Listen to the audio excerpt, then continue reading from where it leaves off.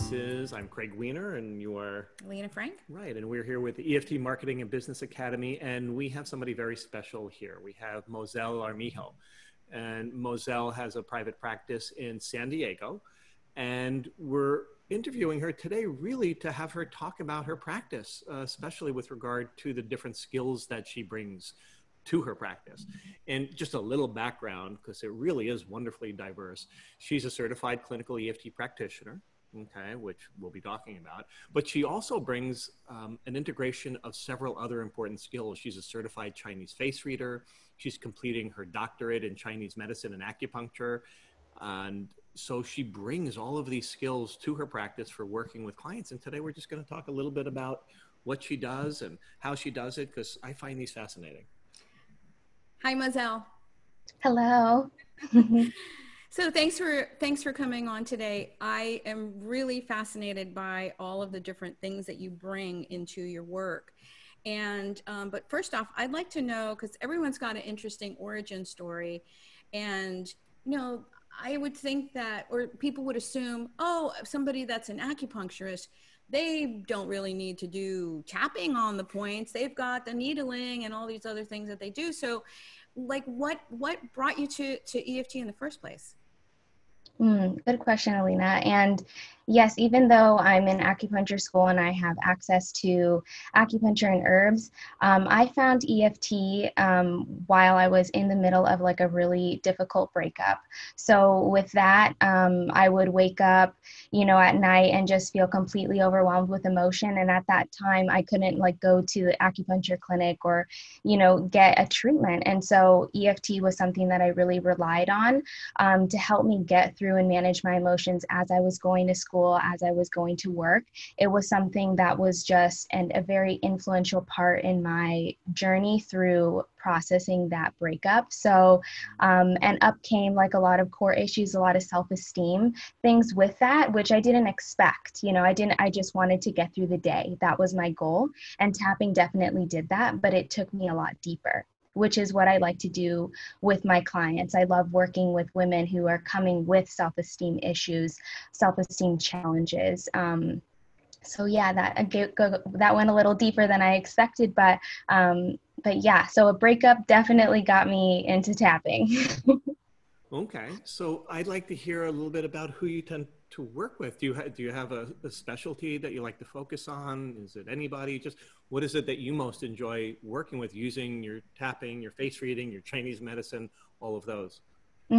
I really love working with young women, millennials, who are just facing like self-esteem issues, whether that be physical or emotional, just not feeling like they're 100%. That's definitely my niche market, but I love working with anyone anyway. To me, like self-esteem, if like it's universal. So if you don't have that, then a lot of areas in your life may not be as wonderful as you'd like it, whether it's relationships or finances or anything in between. Yeah. I find it really interesting that millennials, they're so out there, and yet underneath the surface, like what are the things that you find, like that there's all this like surface social media kind of stuff and your Instagram life and all of that, but sometimes that might be like an indication that all is not so well, right? Oh, absolutely. Yeah. And with social media being so prominent and so popular, it's easy to post a picture and feel good about yourself for like 3 seconds. But then like, what about like when you post it, what's your intention with posting it? Is it to get all those little hearts, all those likes to make you feel like you're worthy? But in the end, and what I have come in my own experience is that that's never enough. No matter the feedback you get, it's never enough if you're operating from a place of, I'm not good enough, I'm not special enough, I don't matter, whatever that is. It will never be enough until you kind of take the power back. Yeah, absolutely. So I'm just curious how you tend to work. People that come to you, do they come to you often with this sense of, I'm not feeling worthy and that's what I want to work on? Or do people come to you, clients come to you with different things that end up being that? I'd like to just understand how you work. Absolutely. And I think that people don't really put two and two together until they've had someone like guide them there, right? Like, oh, self-esteem issues, whatever. But it's mainly like relationship issues that people come to me for, or finances. Like they're feeling like, oh, I'm not making enough, or I'm not manifesting this at the degree that I'd like to. So a lot of my niche audience is very much into manifestation and very much into unearthing like limiting beliefs and things like that.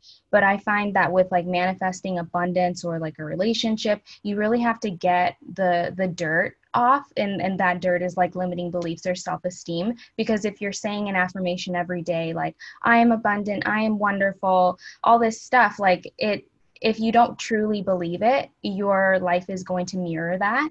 And so in order to truly believe it, tapping definitely helps with getting rid of like that dirt or those self-esteem challenges. Right, right. I could see how somebody that would be feeling like they don't deserve it because they're not good enough. You know, that would Mhm. be, and like you said, you don't come in that way. You just say, "Oh, I have these things showing up as a challenge in my life," but then you start working, and you know, the brilliance of EFT is that it does get to those deeper layers really quickly.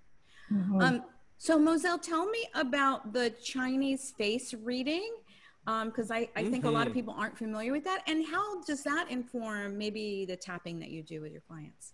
Absolutely. So Chinese face reading, it's an art and a science. It was developed alongside acupuncture and Chinese medicine a long time ago. So it's one of the diagnostics that is used in acupuncture and Chinese medicine, although people mainly know, you know, tongue and pulse diagnosis, but face and observation is a huge pillar of the diagnostics, but it can be used diagnostically within the medical field as well. And I use it in clinic when I'm with my patients. But in the terms that I use it with EFT, it's mainly to get a sense of someone's emotional history, what they have endured, what emotions are very much common and prevalent for them. And so when I do my discovery session with my clients, I am reading their face without them knowing it. So I'm jotting down things, seeing what emotions are prevalent and which ones are most common, so I can ask like, okay, where in your life have you felt the most grief or the most sadness? Please give me some examples. And then that helps really get specific very quickly, which I find is really helpful because, you know, as Ann Adams says, in order to have results that are terrific, you need to be specific. So I love getting specific, and that really helps me guide the session. And also within face reading, it it allows for wrinkles or lines to go away once you release those emotions. I mean, Really? yeah. So like in your sessions with your clients, there's like a certain glow that comes with once you're done with the session. People look different. Yeah, Okay. Mm-hmm. And true. that can be permanent. And so what I do with my clients is I have them take a picture at the beginning of our session of our work together. Fabulous.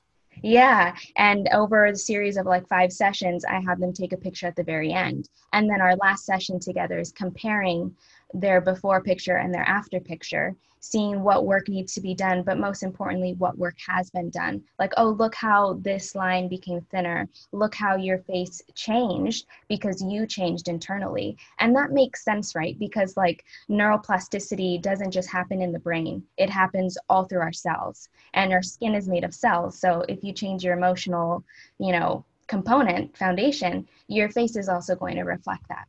Okay, Fascinating. so you work a lot with millennials, but you could sign me up for the side niche where like at a little bit older where we're concerned about those wrinkles and things and just work on that and see Sure. what's underneath that. I think that's I brilliant. I think love it. it's fabulous. I Yeah. think people come for the outer, you work on the inner, and it also affects the outer. It's a win-win. I love that.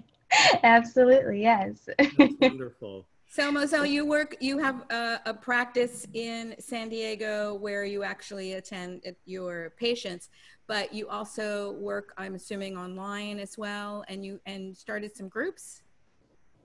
Yes, so I'm mostly on Instagram. So my handle is at Mochi Wellness. And I do have a free donation-based tapping group through the month of April because of what's going on collectively with coronavirus. It's a group tapping where I incorporate elements of face reading and also self-esteem, and basically just whatever anyone is presenting with. We manage that in a group tapping scenario. Your practice, do you have practice in person and online then, both? Just online. Just online. Okay, Just great, online. wonderful. Great. And people can get more information. You have a website, I assume? I do, yes. mochiwellness.com. Can you spell that for people? It's MOQI wellness.com. That's fabulous. And they can get all the information they need to find out more information and resources there. Absolutely. Great. Thank you so much for joining us today. This has been informative and delightful, and just thank you. Yes, thank you. Thank you so much.